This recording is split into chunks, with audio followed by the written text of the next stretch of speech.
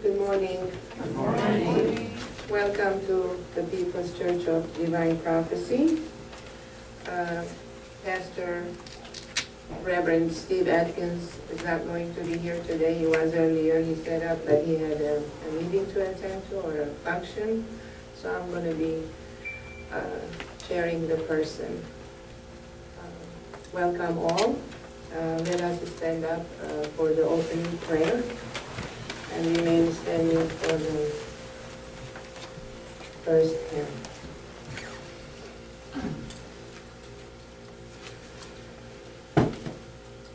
We praise to you, God, in the highest most for this beautiful gathering.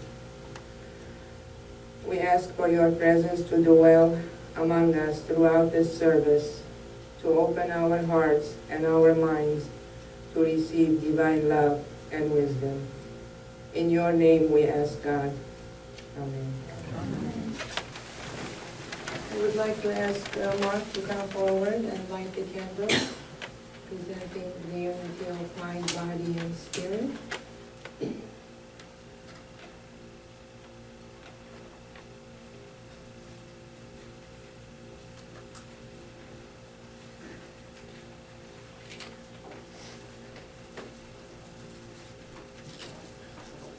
Thank you, Mark.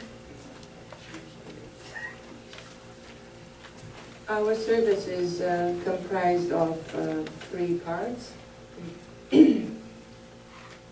Sorry. The first part is the healing meditation. The second is the inspirational lecture. And third is the demonstration of the Spirit.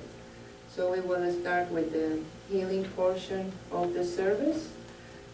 I would like to ask the healers to take their positions behind the chairs. And those who would like to receive hands-on healing, when you hear the sound of this chime, that indicates there is a chair available for you to receive hands-on healing. And those who would like to sit through the meditation, I will be doing the guided meditation.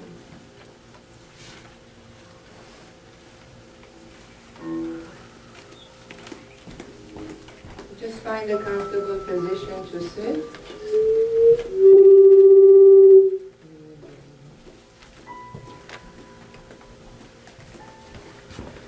Close your eyes. Just sit relaxed. Take in a few deep breaths. Inhale.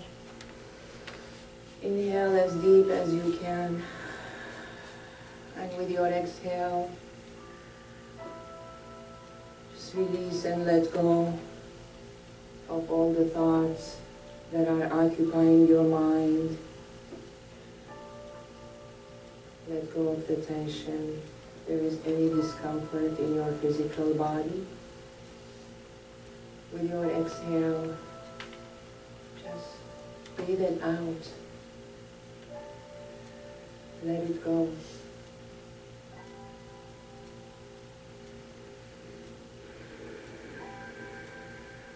Breathe in and breathe out. Bring your focus and your awareness to your breath. Don't think about anything else for now. And just engage in the mechanism of your breath.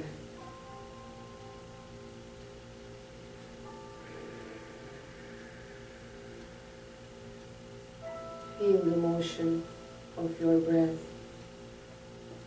as you inhale and exhale.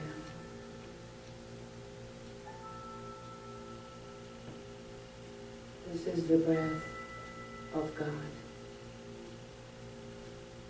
that enlivens you. As you inhale, feel this breath nourishing, flowing throughout your body, all the way down to your feet.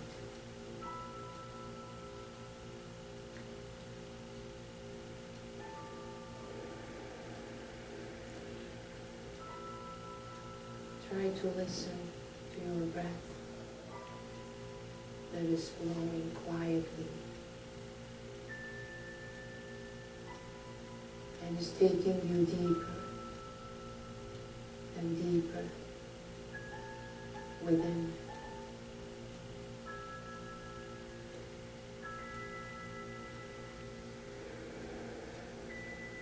Find that peaceful presence that is within. It is very quiet,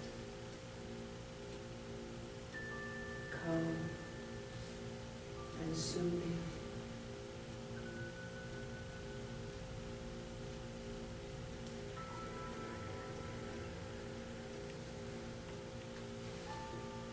While you breathe, repeat to yourself quietly, I am at peace within and with my surroundings.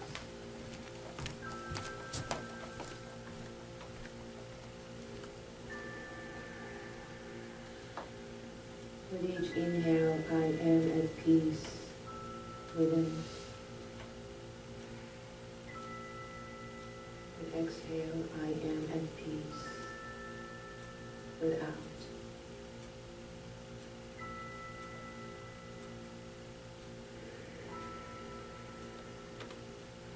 Engage in this rhythm. And your mind is completely quiet.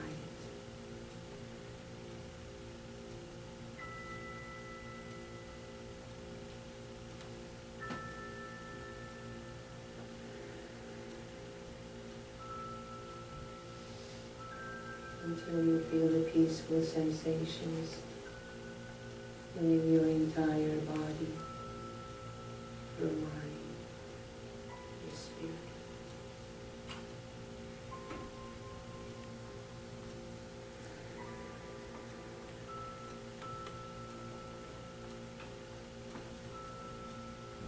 Become one within and with your breath.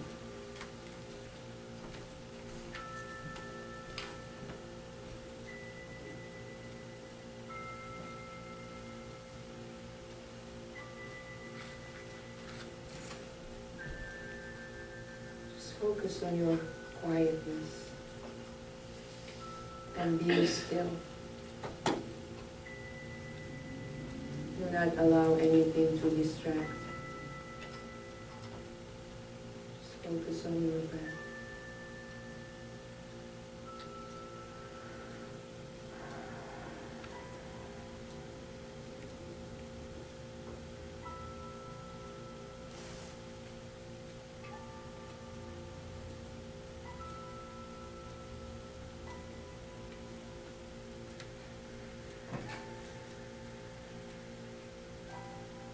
Shift yourself slowly higher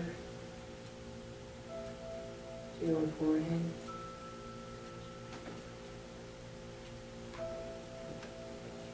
And further higher above your head.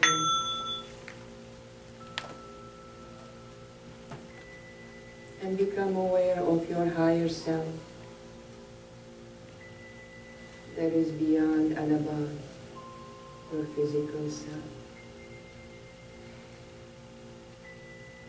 Connect with your higher self that is in a form of a brilliant golden light. Just look up. As you look up, you will see and connect to your higher self.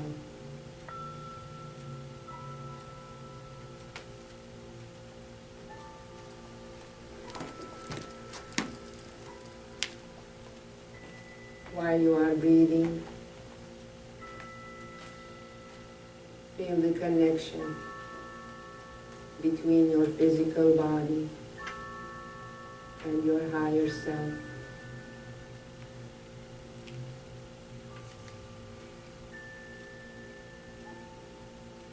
And feel your body's mental, emotional, physical, and spiritual are completely aligned with your higher self.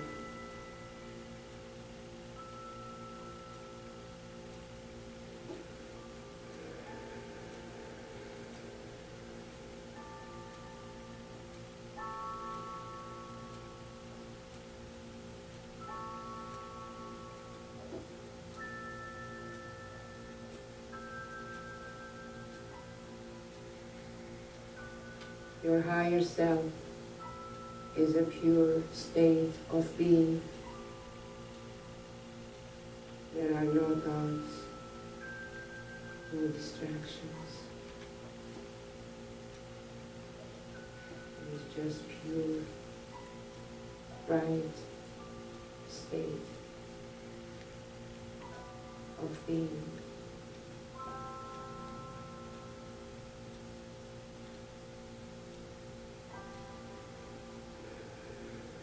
Breathe in and breathe out, and remain connected with your higher self, which is the source of all knowing.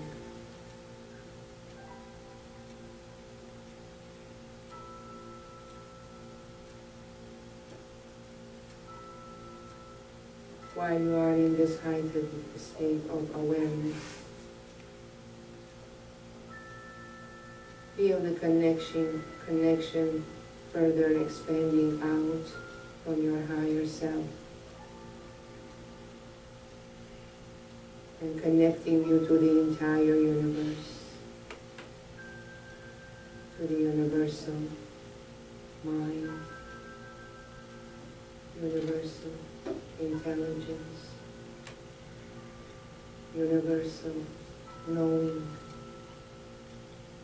universal understanding, and to universal love.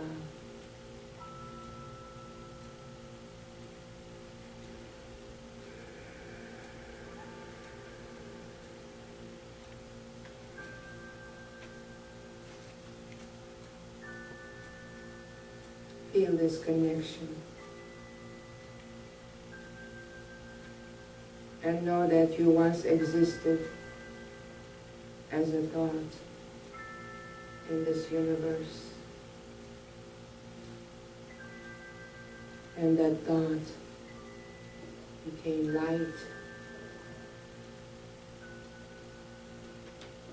as it started evolving.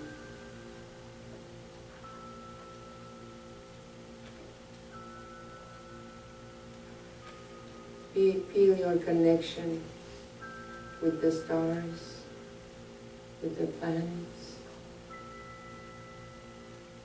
with the universe.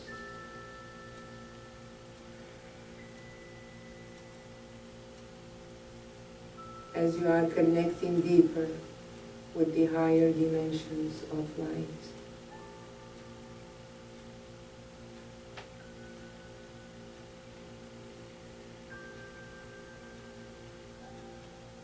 Experience your multidimensional self as you once existed before. And know that you are a multidimensional being.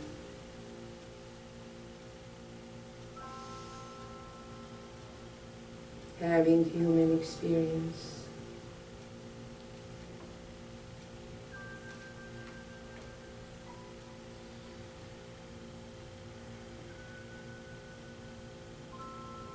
As you look with your mind's eye, you start remembering your origin.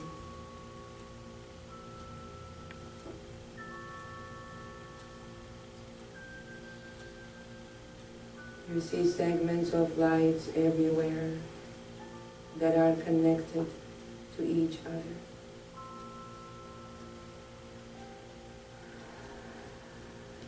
And let this vision grow as you start remembering your perfect state of existence.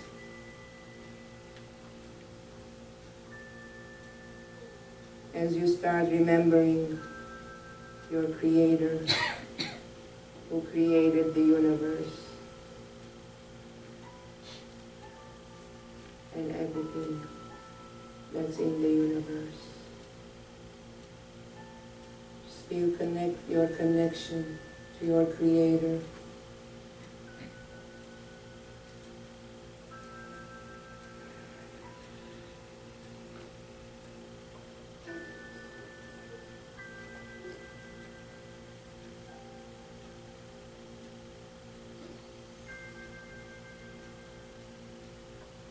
And know that while you were connected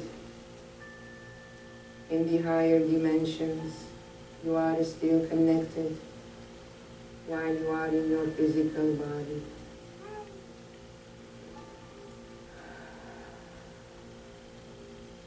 As you start slowly coming down, bring all that knowledge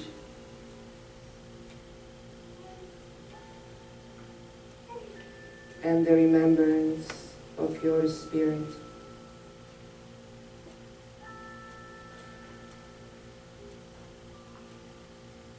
Bring that with you and start coming down to your crown, to your higher self.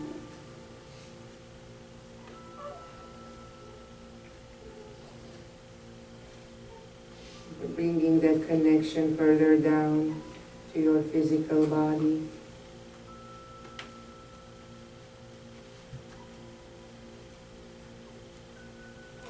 And see the same connection with the person sitting next to you.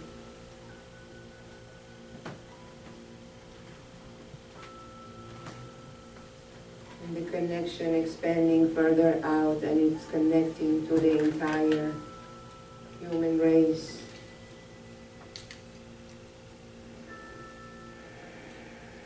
Feel your connection to Mother Earth, to the animals, to the plants,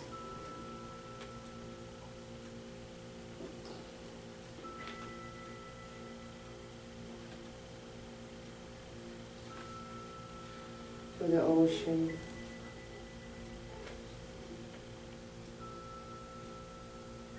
And know that we are all connected in spirit.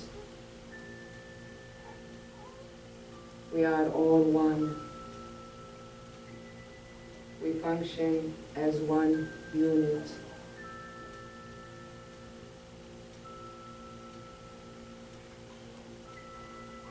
And the drive of that unity is love, compassion, and forgiveness.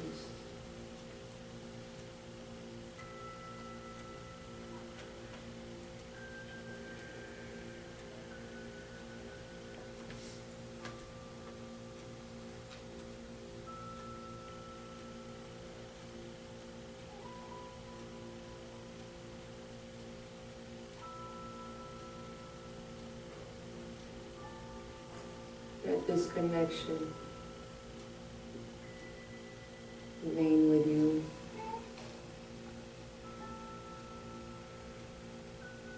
For you have become one within and with all.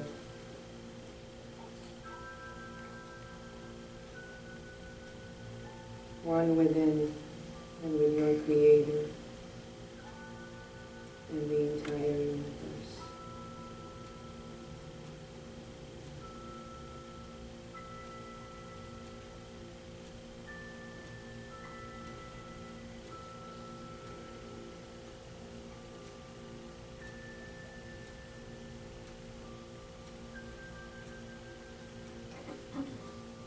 Slowly let go of the vision and start coming back and engaging with your physical senses.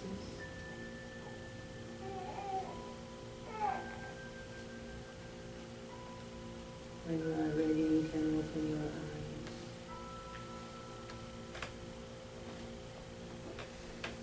And be here.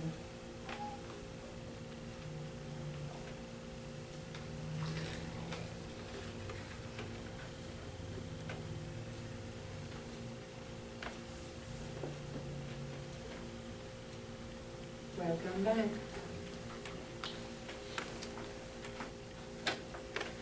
It's time for our speaker today. Our speaker is Reverend Diane Davis. You look uncertain.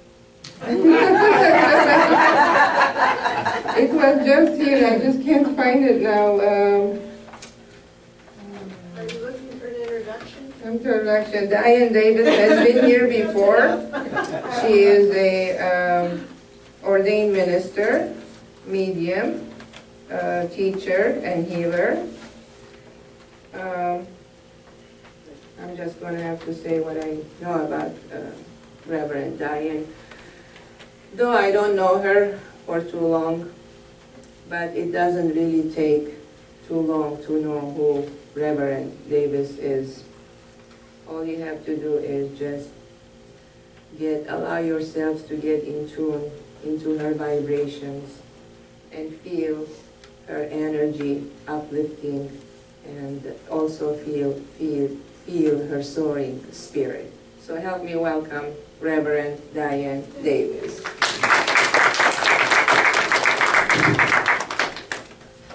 Good morning. Good morning. The program that used to be on the TV years ago, and I know I'm dating myself in saying this, and some of you may have heard this before.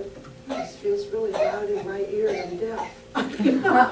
Okay, is that the program ALF, and ALF was giving this press conference with all the microphones set up in front of ALF, and they said, Alf, what's your background? And Alf turned around and said, curtain.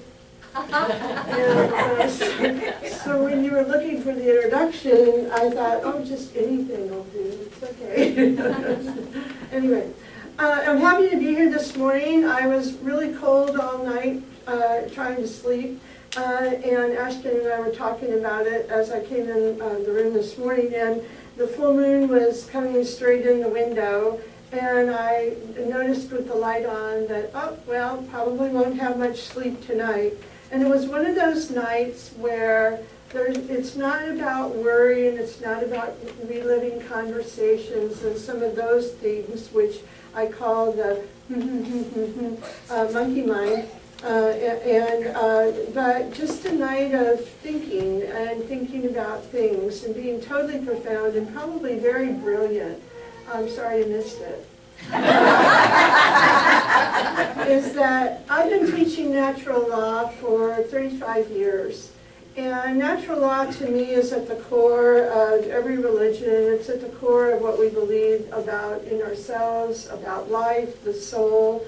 Your soul is adding to itself constantly from the moment of an in-breath in your life.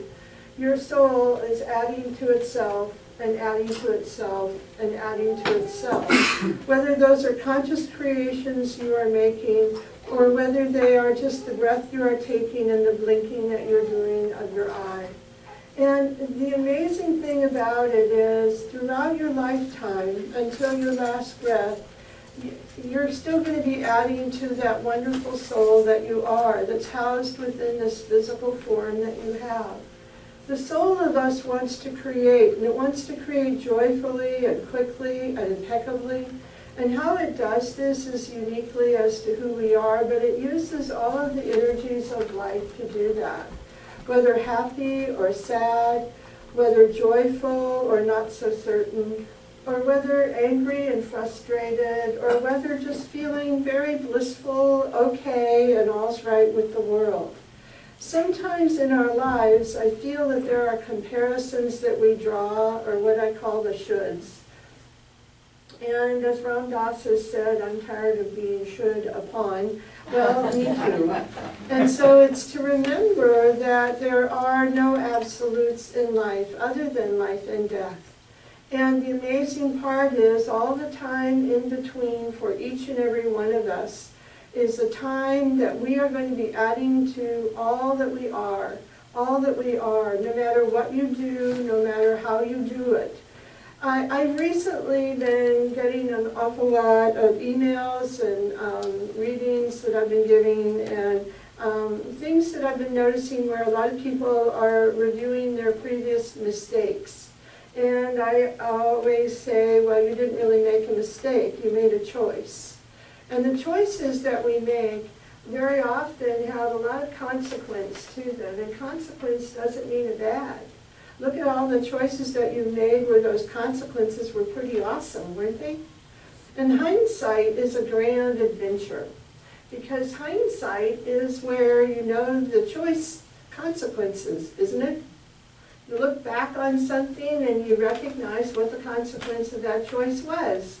Well, hello, wasn't that a great way to discover something? So in nature, nature is inborn and inbred in our lives. And in the laws of nature, they aren't ones where you have to follow them strictly and obey them fiercely. It's the fact that when you begin to discover the energies of life, how they influence you, how they affect you, who you are, how you think, what you do with yourself, what humanity does, when you can observe this, that's when you can observe the creation. That's when you can begin to observe the creations of all that you do, not from a point of judgment, but maybe from a point of joy. Some of you have heard this before, and I'm so sorry to have bored you again, but I'm going to. There's this wonderful word called happy. And so many people have offered and wondered how to be happy. And some people just wake up feeling more excited about life, more excited about the day. And I know that I have brought a quote here at one of those times when I've brought a quote about waking in the morning and knowing that it's going to be the most wondrous day that you've ever had, not because you expect something deliberate and absolute, but because there's options, choices, all potentials and possibilities awaiting. Happy is a term that we have quite often, and a lot of times in a session with someone, they'll say, I just want to be happy. And I'll say, well, what does that mean to you? What does that feel like, happy? How do you evoke that within yourself? What does that comprise within life for you, or how have you learned that that should look? And so it's an interesting observation, it's an interesting conversation, and it's an interesting question to ask ourselves from time to time. Well, the H in happy is for hope. And in our society and in our humanity at this time, sometimes that hope can feel a little uncertain, nebulous, or very tenuous and very temporary, isn't it? Sometimes it's very hard listening to the commercials on TV and not thinking that if I take this drug, I'm going to end up with this thing over here, and that's not so good. And then I watch Dr. Oz, and I'm not supposed to eat that thing. And then there's this thing over here that if I do this, that I'm going to go to jail. And then do you know what I just did this week? I got my healthcare insurance on Marketplace, healthcare.gov, and that was the 5th try. So there's no stress, is there? So where's the hope? Where's the hope? The hope comes when you recognize the possibilities. The hope comes in those little moments of laughter, not necessarily the fact that all through your day that you're constantly in that blissful state. Some people can stay there and bless their hearts. I'm happy for them, but I'm not one of them. Because I have learned in my experience that those highs and lows create change. And those highs and lows create observation. And those highs and lows create the friction. And you know what creates friction? Vibration. And you know what vibration does? It creates. And you know what the friction creates? Something new. So how in your lives have you ever noticed that you have these wonderful things that call dreams and possibilities? And as long as they are not absolutes of what you have to do, then there is not a dread. There can be a place of creativity, ideas, new awareness, new understandings. In the law of absolutes in our life, it's important to recognize in your relationships, in your lifetime. I know I put on these shoes this morning. I'm standing behind this so you can't see them. Anyway, I put on these shoes today because I was giving a blessing and a commemorative moment to two women, Reverend Eloise Page and Reverend Lillian Weigel in Cassadaga. They both wore this style of shoe 40 years ago. Did I mention that? And they wore lots of different colors, and the form of it didn't change. And so when I put them on and I purchased them, I felt like I truly had entered the geriatric stage of my life. And that I say with great humility and great joy, because now I can get away with saying anything. So, when I put these on, I felt a smile. And I felt that one moment that I would put these shoes on, they would fit my skinny little foot. It goes with this bigger body. I haven't a clue how. And the amazing thing is that those moments are just moments. I have a picture of a cartoon of an emu on my bathroom mirror. Some of you have heard about my bathroom where I have a lot of sayings all over the mirror. Well, I also have some cute little pictures. And this one is of an emu, and its little hair is tufted out, and its eyes are huge, and it's got this face. And every morning when I come down and I look in the mirror, and this picture is right here, and I mimic it. It's a moment. It's a moment. That sense of hope, that there is a moment, that you can see something with a lightheartedness. You literally shift the chemistry of your body in those lighthearted moments. They may be brief, they may be accelerated because of activities, events, and the people around you and your involvement. But the greatest thing is that there is also a thing called acceptance, and that's the letter A in the word happy. When you accept what is in your life, no matter what has occurred, if you can take your life at this moment and start from where you are, not where you think you should be, not thinking where you were and how that didn't work out, and you live your life thinking that you never achieved and you never succeeded, don't go there. That's absolute, isn't it?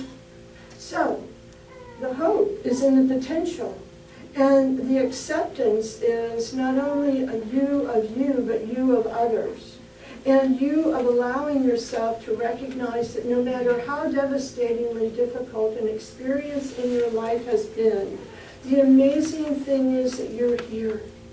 And the amazing part of that is you have a wonderful relationship with life, constantly. And one reason that any of your relationships in life work is because you're there. Acceptance. Acceptance of the things that maybe didn't work out, maybe didn't happen, that lottery ticket that wasn't the right one, so what? You participated. And participation is one of the P's. Our participation can be based upon the joy within us, or our participation can be one of those obligational things that we have to do. Our participation, when we do feel obligated, or when we do feel constrained, quite often becomes a dread. Quite often there isn't a lot of joy in it, and it becomes a limitation rather than a freedom. It doesn't mean that you go home and get rid of all the people in your life that you feel obligated to. Don't do that. What it does mean is that you allow yourself to see that you have these wonderful opportunities and to share. And then in that sharing, you get to discover your acceptance of being involved and your participation, because the other P is passion. Where's your passion today? Where is your passion for doing anything? You know, when I drove over here from Cassadaga through that wonderful I-4 area that is under construction, where nobody does the speed limit as we're supposed to, so you have all these people driving up behind you wanting to get in your back seat. You know that one? Well, and so you get on the road and you're driving along and you're trying to stay stress-free. Isn't that amazing? Oh, yeah. Okay. So people turn, so suddenly I see this car coming 90 to nothing behind me, and I'm thinking, oh my, and oh my. And I'm watching as this person comes up, and of course he's talking, holding a phone, and he's doing 90 to nothing, and he drives around me, and I'm going, oh, good. Oh, good. Keep going. But sometimes we don't always have those choices, do we? And so traffic gets backed up, everybody flows in. Okay, well that's the whole aside. But you know what my passion was when I got off of I-4?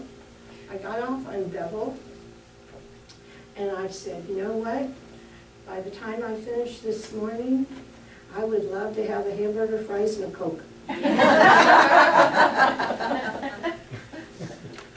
might just do that on my way home. Passion, passion, where's your passion? And the reason it's an interesting thing when I say a hamburger, french fries, and a Coke, because I grew up on that stuff, you know? Mm-hmm. However, the amazing thing now is, because I'm not supposed to eat it because it's got all those fats and it's got all those cheese. And, you know, your body learns how to draw nutrients from a lot of different things, especially when you're little. And the amazing part of that is that if you find joy in doing it, every mouthful is something that your body can use. Every mouthful. That doesn't give you an excuse to go blow it. Because when I looked at my watch and I realized that getting here on time was marginal, that I stopped and I looked at that donut and coffee place for just a moment. But you see, I haven't had a donut in probably 10 years. But it was looking good. But I don't drink coffee either, so that was a handicap right there. But it was just a moment. Do you have moments? Those little moments, that's your passion. Passion isn't just the physical body. Passion is the mind. Passion is your emotion. Passion is the enjoyment of getting dressed in the morning and putting a pretty blue bow in your hair. Passion is all things, if you allow it to be something that you will bring forth in your life, because it is you and it is who you are. And the why in happy is you. How can you be happy if you ain't there? That isn't good grammar, but my mother's not in the room physically. So, what I would say to you is this. There are no absolutes, and there are no absolute truths either. The truths that we recognize in our lives, have you ever noticed how those change? They change. As you grow up and as you grow and as you become exposed to so many things, look at how your truth shifts. It changes, it modifies, it adds to itself constantly. The beauty of this church is it's not robbing you or stripping you of something. It's adding to. Whatever you feel, whatever you glean from words that are spoken, thoughts that are felt, healings that have occurred, and not just here in this room, but in your life. There was a moment about a week ago when I went to Winn-Dixie. I went to Winn-Dixie looking perfectly chic and lovely in an old ratty sweatshirt, my sweatpants from the gym, and my sneakers. And I was pushing my cart. And a young woman came up to me, and she said, my boyfriend and my baby are out in the car, and I don't have enough money to pay my groceries. Could you help me in any way? And I looked at her. I'm sure I made her nervous for a minute. I just looked at her. Now, how many of you had an opinion when I just said that? Anybody? Oh, come on. It's you. Yeah, I just know it. Okay. Yeah. Was this a scam? Was this real? How do we know? How do we know? So, I did. But as I looked at her, and I hadn't spoken, I pulled out my wallet. She She said, all I need to pay is $5. I pulled out my wallet, and I kept looking at her, not growling at her, just looking. I handed her a $5 bill. Now, I want to ask you a question. Who's the victim here?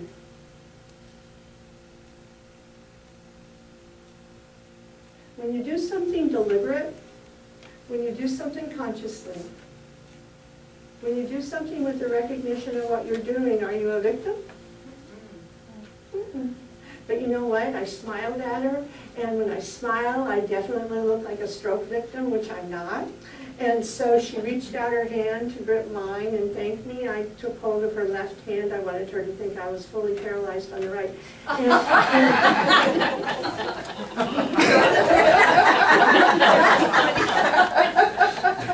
I squeezed her hand gently. I didn't grip it too. I'm not that strong with weightlifting yet. Next slide. And she said, "Oh, thank you so much." And I said, "Happy New Year." And she went on her way. And you know the interesting thing, she went that way and the cashiers were that way. And as I watched her walk, I thought, And I thought, for just a moment, I felt like a little imp. Because I thought, because I knew what I was doing, I recognized the situation, and it could be 1 in 1,000 people who really needs the money and needs the food for a baby. And because we think we're so darn intuitive, well, that we miss them, we walk past them. And you know what? $5 to me was worth it. Because I've had so much fun with that story. So, what are you the victim of in your life? What are you the victim of? And have you made choices, or have you done things where you were kicking and screaming the whole way? Some of the things in our life truly are beyond our control. Some of the things that happen, some of the things that occur, I am not recommending to you that you go give everybody on the street all of your money. I am not recommending to you that you do what I did. That's not it at all. It's just a recognition of a moment. Because what happens in the moments of our lives, your life is a tapestry of moments tied end to end. I've said that time and time again in being here.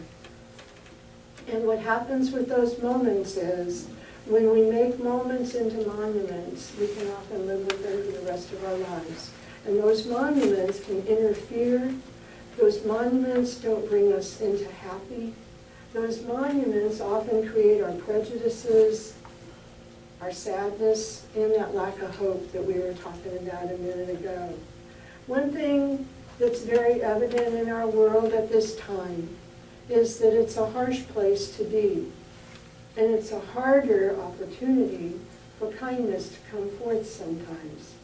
We don't see it as often.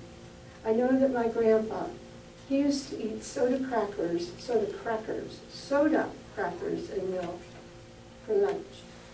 And he'd walk home from a hotel that he was the auditor for in a little town in South Dakota. And he'd come home and he'd have his soda crackers and milk. And he'd listen to Paul Harvey. I don't know how many people there are here that would recognize that name even. But Paul Harvey's newscast was generally stories that were about humanity. They weren't about the dastardly deeds that your neighbor was going to do to you. Because most of the news to me that's reported today is an opinion and not necessarily the news. Or it's the news and then it's the same news, and then we hear that news that we heard yesterday and the day before again and again and again, until the fact is that it's drummed in and it's drummed in and it's drummed in, and are you miserable yet? Okay. So, happy is those memories and those thoughts. Not that I was here in South Dakota that often with my grandpa, but those moments of memory. You have them, we all have them. There are smells of that kitchen. There's a memory of those yellow icebox cupboards. There's a memory of him slurping his spoonful of milk and soda cracker. Well, not that bad, he wasn't. Excuse me, Grandpa. but what I'm getting at is you all have them, and there are chemical things in the brain is triggered called memory. And that's not just an emotional response, it's a brain chemical opportunity. There's something that's registering in your being, something that's registering in you. That's one reason why when life gets miserable, life gets difficult, life gets hard, life gets excruciatingly challenging. You know the drill. We've all been there at one time or another. There is a place where there may be a different door. And there may be a place where there's a different hope. Because within you is a chemical that may have remembered being handed a cookie, that may have remembered having a balloon or your first time seeing fireworks when they didn't scare you. And the one realization to me is one that I've talked about so many times, is that one where that lightning bug's in that jar or put in your hand for the first time. Do you remember it? It's up because suddenly your little palm lights up. Remember?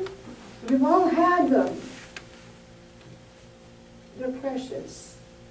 So when there doesn't feel like there are choices, or when there's a feeling that absolutely things have to be this way, look again. There may be that moment, and there may be that new realization, and there may be a newness with chemicals and energies of life that you haven't even explored fully yet, and yet they take you into those new things that you create and make. I remember the things that you make with your hands, the things that you've done, the things you've created, the words you've spoken that were kind, and the words you've spoken that might not have been so kind, but you know what? I'll bet you remembered those too in some ways. Doesn't matter. Been there, done that. Today is what it is, and look to tomorrow, because we have opportunity at this time in our lives. A lot of opportunity to take the chaoticness that we experience and observe in our humanity and in our universe, and add to it, realize with it, because it's a chaos that has no bad or good energy to it. It's a creative force that we create into. It's that moment of new realizations. It's that moment of healing. It's that moment. Grab them. You've got unlimited moments between now and the last breath on this plane of existence, and then that little soul of yours is going to keep on boogieing in the universe. So while you're adding to it, might as well have a good time. I'm thinking about that hamburger, fries, and a Coke. Thanks for letting me come.